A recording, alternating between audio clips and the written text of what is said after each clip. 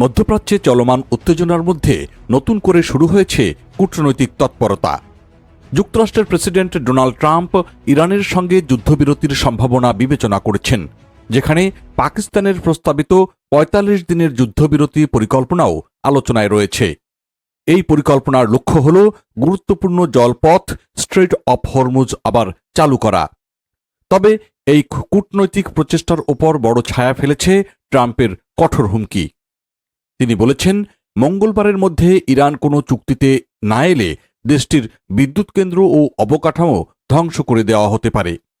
তার এই বক্তব্য আন্তর্জাতিক অঙ্গনে উদ্বেগ বাড়িয়েছে।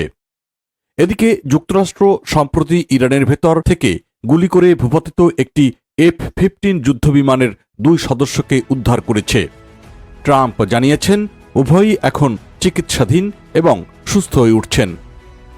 উদ্ধার অভিযানটি ছিল অত্যন্ত জটিল এবং ঝুঁকিপূর্ণ। প্রেস ব্রিফিংয়ে ট্রাম্প বলেছেন, এই উদ্ধার অভিযান ছিল মার্কিন সামরিক বাহিনীর ইতিহাসে অন্যতম বড় এবং জটিল অভিযান।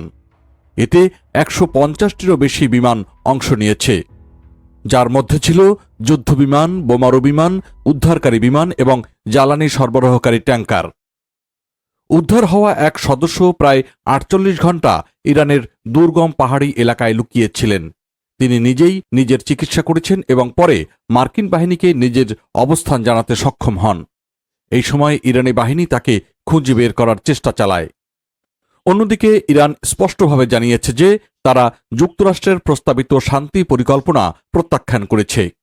ইরানের পক্ষ থেকে নতুন কিছু শর্ত দেওয়া হয়েছে, যার মধ্যে রয়েছে যুদ্ধের স্থায়ী অবসান, নিষেধাজ্ঞা প্রত্যাহার এবং হরমুজ প্রণালীতে নিরাপদ চলাচল নিশ্চিত করা।